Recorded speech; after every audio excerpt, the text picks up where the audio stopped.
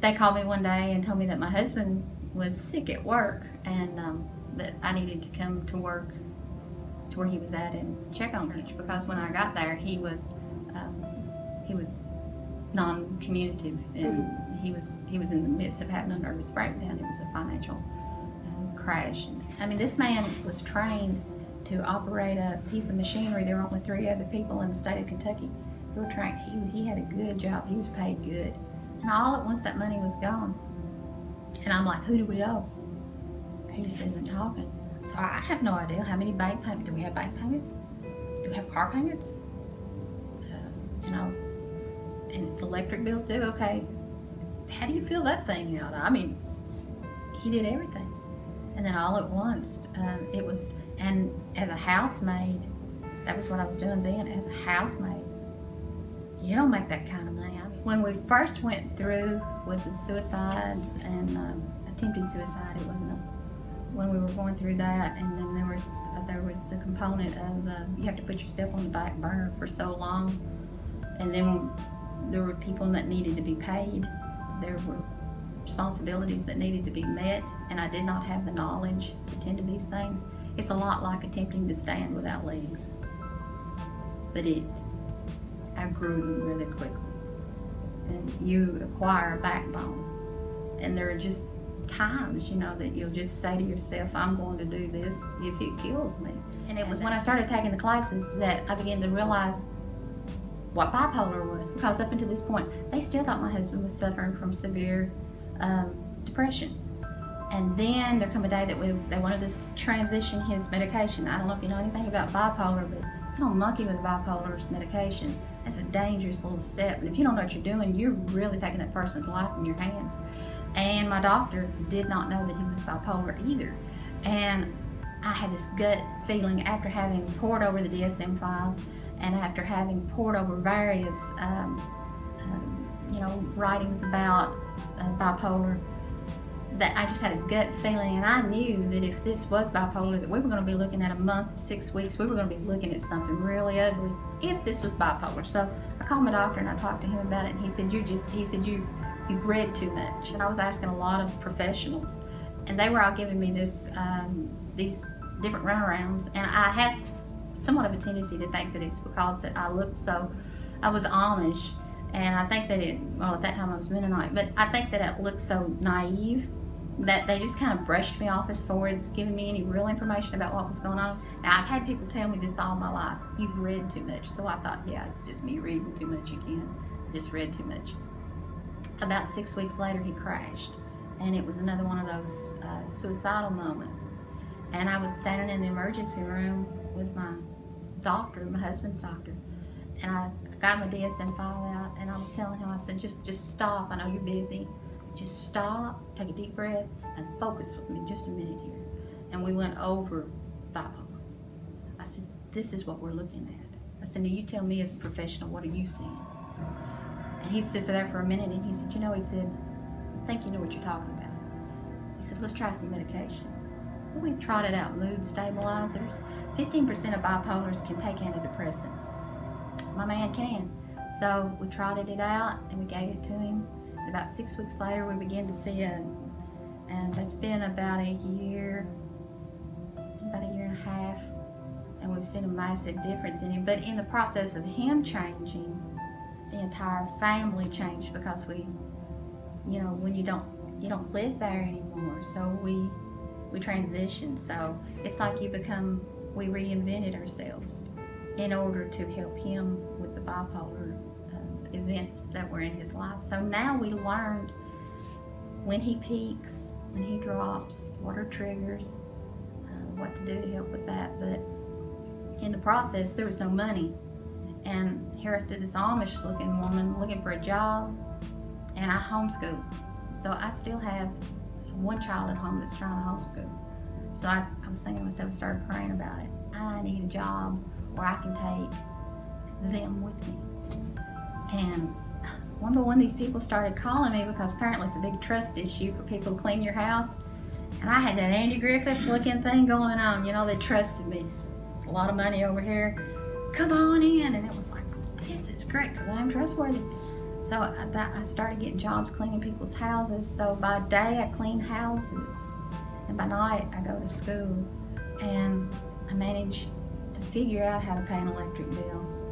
How many people do we owe, and start paying those places off. And at the same time, I'm trying to help him juggle this life that he lives, this extremely emotional life that he lives. So it's sort of like through the run of the day, I wear a bunch of hats. And as odd as it sounds, in the process of trying to find his way and help him and the children, somehow I became this creature that I look in the mirror and I think to myself sometimes, who are you?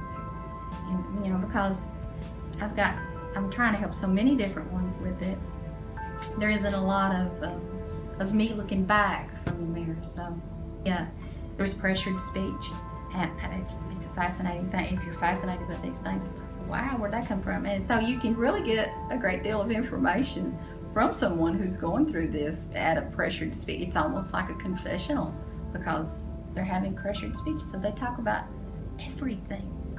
And then the other side of it, it makes me think of a roller coaster ride, because as they're going up, feeling pretty good. They're going to talk a lot. There's a lot more energy. They'll lose weight. They got great ideals. They need less sleep. They're up early and they go down late. You know, and everything's, and even in the night, they'll wake up. Maybe he'll wake up and, you know, kind of, I just couldn't sleep, so I got up and I did the floors. Thank you, sweetheart. Love that around you, you know. And then there's the high side. We're really feeling good. Hey, where do you want to go? Where do you want to eat? Let's eat anything we can get our hands on while we're at it. Hey, I know we've just had the steak and potatoes and salad and everything, but there's the Dairy Queen. Let's go for it, buddy. So, I mean, you know, so when you're with them, I learned to live a bipolar lifestyle. So when we eat, I feast. And when we don't eat, I famish. And then there's the side where we're coming back down. You know, this hurts, that hurts. You know, I remembered something somebody said to me a long time ago, and that thought keeps running around and around in my mind, where I'm having several thoughts at one time on various subjects, and it's making my head hurt. Bright lights, loud music, a lot of people, paranoia. They're staring at me. They're talking about me. You know, I know they're talking about me. So it's just and then we hit rock bottom. I really don't want to get up. You don't understand, and I'm alone in this thing. So that's the voice of bipolar.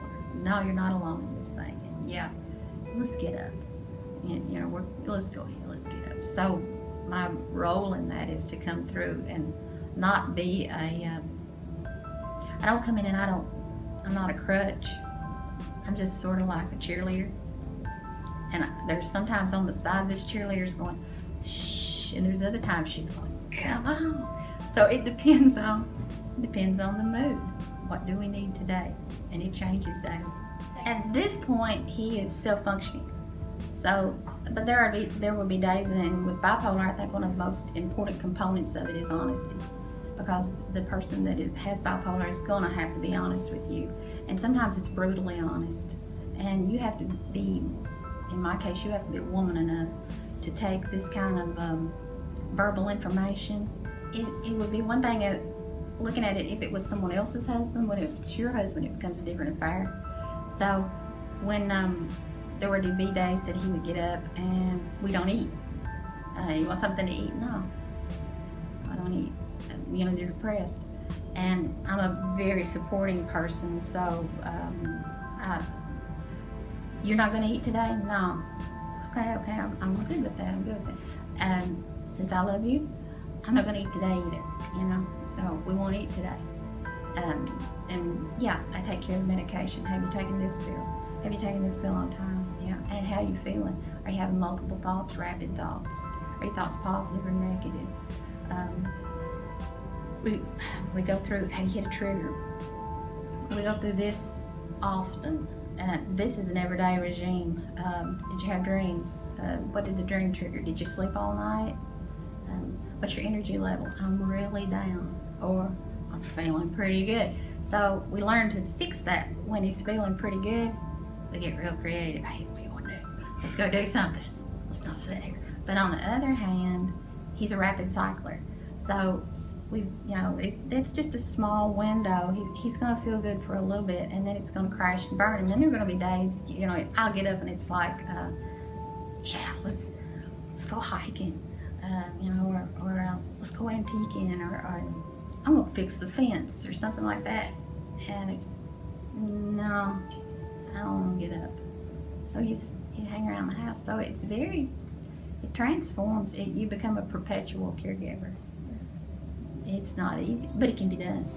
I think if you've got the right heart, it's got to be done. Because that person, if you don't care for them, who would? Every night when my husband takes his medication, and every morning when he takes his medication, from my point of view, that's a love letter. What he's saying to me is, I love you enough, and I love these children enough, that I'm going to do what I have to do to fight this disease, or to fight this disorder, rather. So it's a love letter. The day that he does not take it, it speaks volumes to me. If it hadn't been for coming up here and learning what bipolar is, I'd have never figured out how to